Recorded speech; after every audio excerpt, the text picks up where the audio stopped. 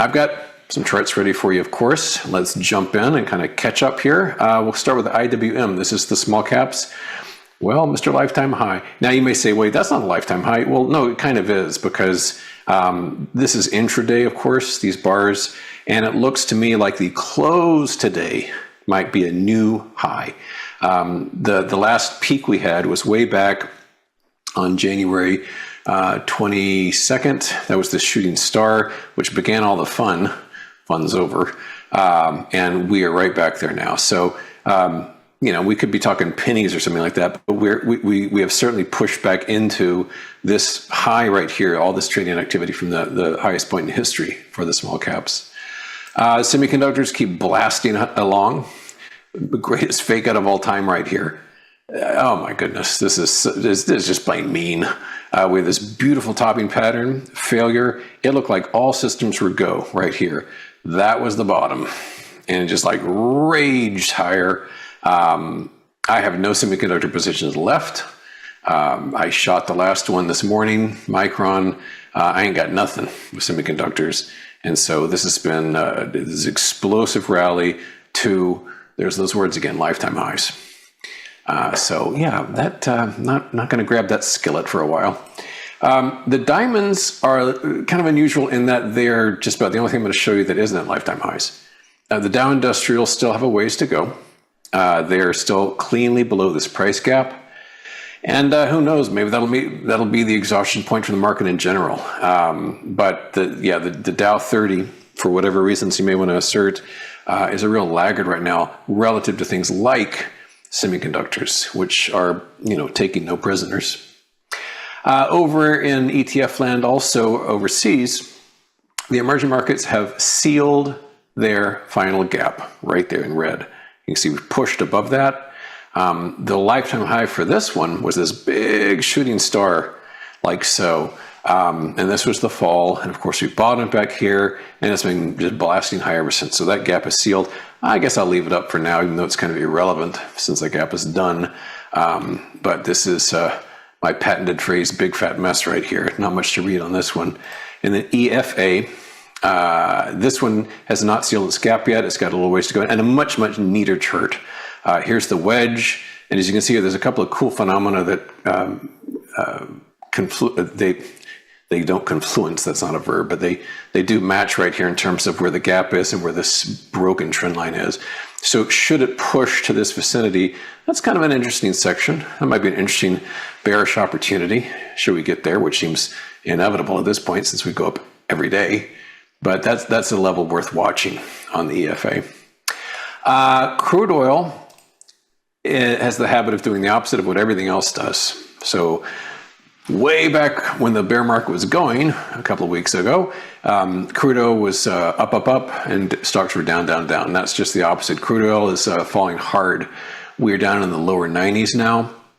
And we have, as you can see here, a big fat red bar today. As things seem to be, you know, settling down, and the blockade seems to be perhaps compelling the opposing parties back to the table. So crude oil sinking, and in turn, of course, the ETFs dedicated to energy are slipping badly as well. Here's XOP, which is acting almost like a bearish equity fund, because it peaked when stocks bottomed universally and have been falling hard ever since. Major price gap there. And we have undone weeks of ascent right here.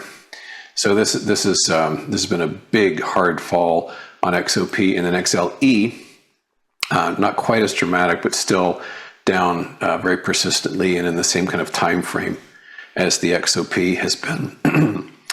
Speaking of gas, one stock which has been just crazy lately, you may have heard of, is CAR. As I recall, back in the days of the financial crisis, various car rental companies got blown to pieces and eventually kind of merged into this like super group. And this is the big one here, CAR, very fitting ticker symbol. This is Avis Budget Group. And as you can see, a few weeks ago, this thing was just a bore. It just went lower all the time. And this is way before Iran happened. It was just like lower and lower and lower, just a garbage stock. Then for whatever reason, for whatever reason, this thing lit on fire. It became like a meme stock out of the blue.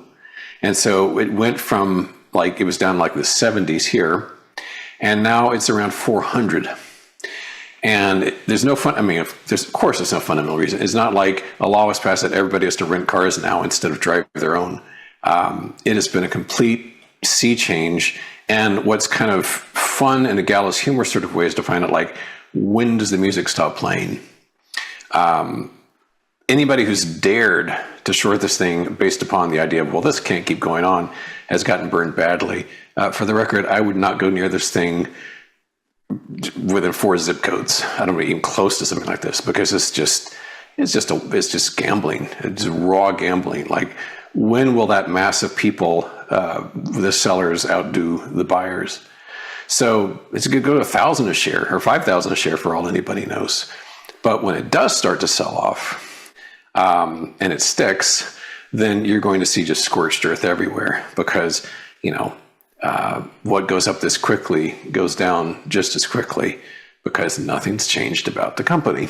So yeah, this is back to the days of AMC and GME and all the other meme stocks. It just becomes a craze for a while until it's not.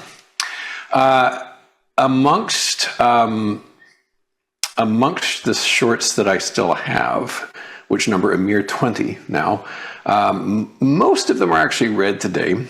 And here's a few I wanted to highlight. Here's CrowdStrike, CRWD. Not a particularly pretty pattern, but this is down 1.5%. I'll take it. I shorted this one earlier today, Cloudflare, NET.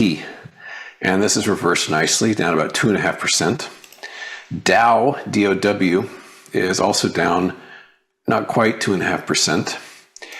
My one and only energy play, which isn't particularly clever, it looks just like the XOP, but it's the OXY, Occidental, down about 4.33%, so good.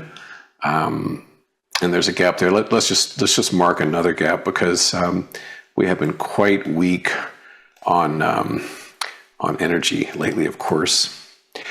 Another one, ASTS. I've got puts on this, and I'm not sure what's going on, but there was some kind of news, because it just fell out of bed this morning, and it's down nicely, over 10%. So that's pretty cool. So like I say, I talked about it yesterday, I talked about it today. I've lowered risk. I'm still pure short, but I've got 5 portfolios I manage. 2 cash, nothing else. You ain't gonna hurt cash. The options one, commitment level, 25%. Just whisper thin. 5 positions that expire months from now, no earlier than September. And the other 2 are just straight up short equity portfolios. And they are, one's like 66%, and the other is the only saucy one, is about 115%. So across the board, like mostly cash, low risk, because this market's still really confusing. And only an hour ago, it looked like things were kind of like hooking lower, and then the market made the most obscene gesture and just headed to new highs again. So we're at the high for the day right now. So this is a confusing market, it's a perplexing market, and I ain't gonna guess. I'm just playing it safe. To add to the weirdness, quantum is back in vogue. Just about every quantum stock out there is having a good day. Although these are not great bullish patterns in the longer term. These are completely counter trend. They're undoing some of the wretched damage they've suffered already, but they are up for the day. That's true. Double digits in many cases. Here's Rigetti, RGTI, up over 11%. Here's the IonQ, which I got stopped out of lickety split this morning. That's what stops are for. Get out before the damage gets worse. This is up almost 20% now. And QBTS, which is quantum, I think. And they're up 14.8%. So quantum is having a heyday. Basically, all the stuff that used to be really hot is briefly hot again. As far as precious metals go, just looking at GLD, it has barely sealed up its gap here. The next gap is right up here, like so. The only precious position I've got of any stripe is about a couple of hours ago, I did short GDX, the miners, with a stop right at that gap right there. So that's one of a few ETFs that I'm short. So this GDX, I'm also short, continue to be short XLB, which, God bless it, is down a little bit today, amazingly. This is down fractionally, but it's respected that gap as well. So that's polite. So just to close up with our old friend, the spider, there's the SPY. This was the distribution top, which has been completely conquered yesterday and today. It's amazing. Yesterday and today alone basically have traversed the entirety of that distribution top. Yesterday's low was pretty much at the bottom of the rectangle. The present price is pretty much near the top. So months and months and months of trading activity have been expressed in 2 days, yesterday and today. And what is that red line? That's the lifetime high, which would be a cinch to push aside tomorrow. Would be easy. So I'm still going to play it safe.